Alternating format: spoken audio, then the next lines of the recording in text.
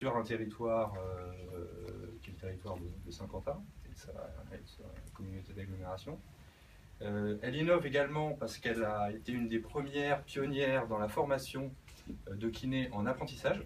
Donc notre partenaire CFA des métiers de la santé et de la solidarité qui est là, qui se cache, nous accompagne déjà depuis longtemps. On n'a pas attendu d'ouvrir cette antenne à Saint-Quentin pour former des kinés en apprentissage, mais c'est quelque chose qu'on développe grâce à cette antenne.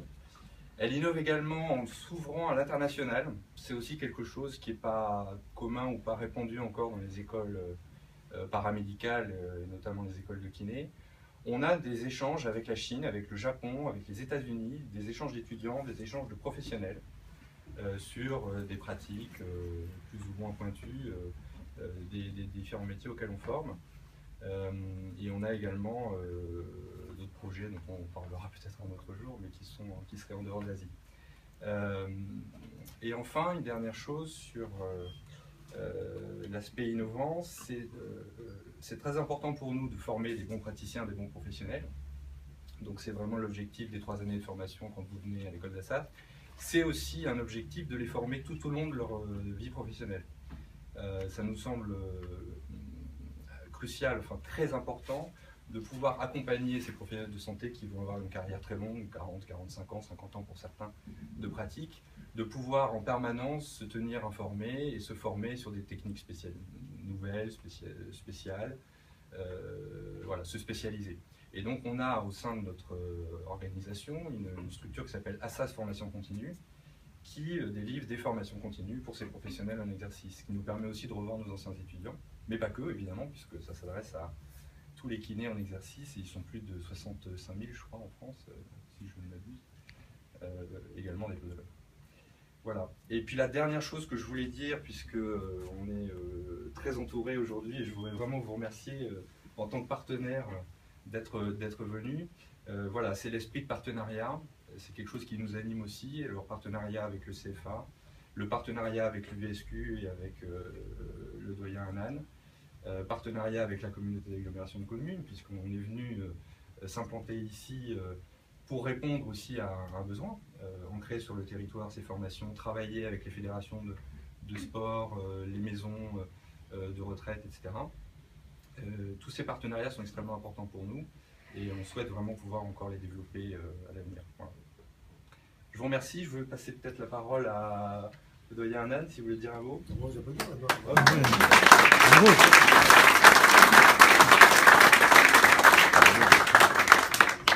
merci, moi je n'avais pas spécialement prévu d'intervenir. Je vais donc être très bref pour dire, premièrement, je suis profondément content et ravi de voir s'installer à 2 pas de notre UFR des sciences de la santé un nouveau partenaire pour former des futurs professionnels de santé.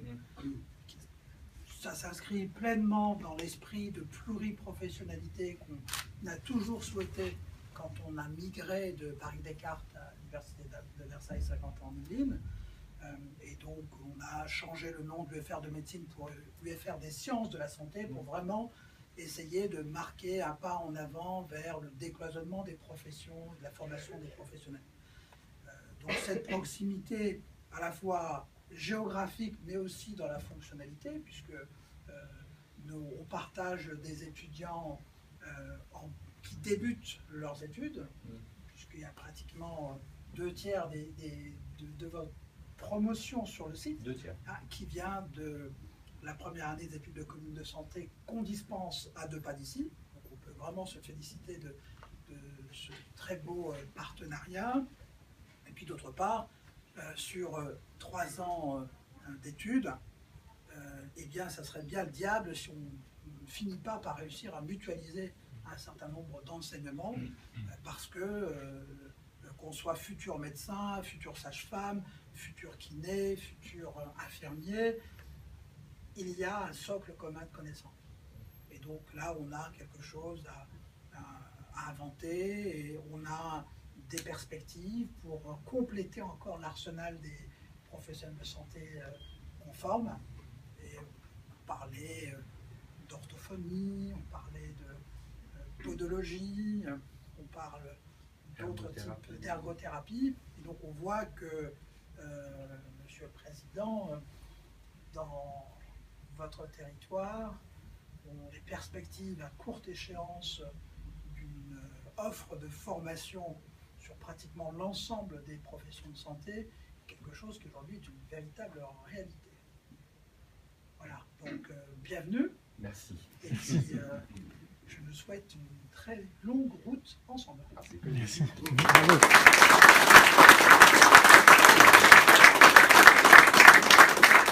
Peut-être conclure avant d'aller retrouver notre réunion où je suis attendu, pour vous dire tout le plaisir que le mien aujourd'hui, à double titre de président, mais aussi en tant que maire de Montigny, puisque vous êtes aussi sur les territoires de la ville de Montigny. Et moi, je suis très heureux de voir que toutes les idées qu'on a pu développer aujourd'hui aboutissent.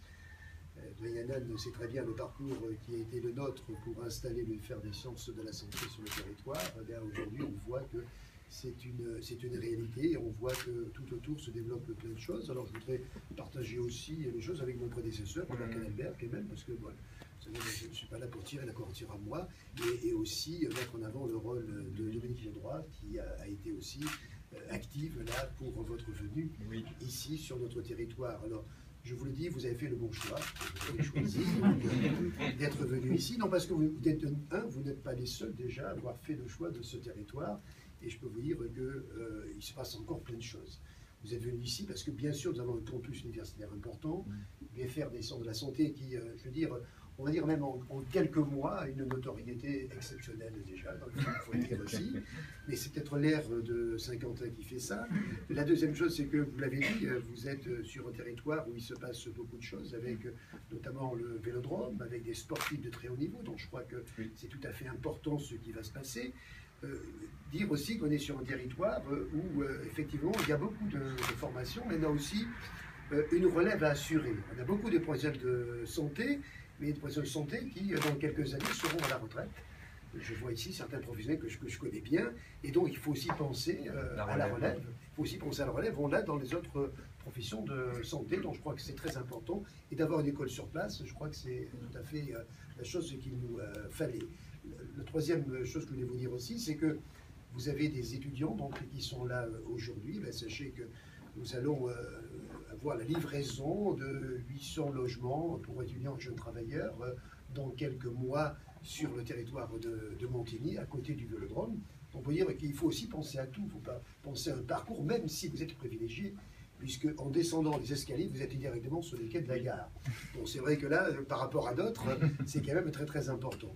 Donc je voudrais dire tout ça, puis dire aussi que dans les projets, je vois aussi les personnes qui s'occupent des seniors, il y a aussi un projet de EHPAD sur les territoires de Saint-Quentin, puis sur la commune de Montigny. Bon, là aussi, il y a forcément des ponts, des liens à avoir. Donc moi, je souhaite beaucoup de chance et j'ose espérer qu'un jour, on ne parlera plus de l'école d'Assas, mais de Saint-Quentin-les-Vieilles.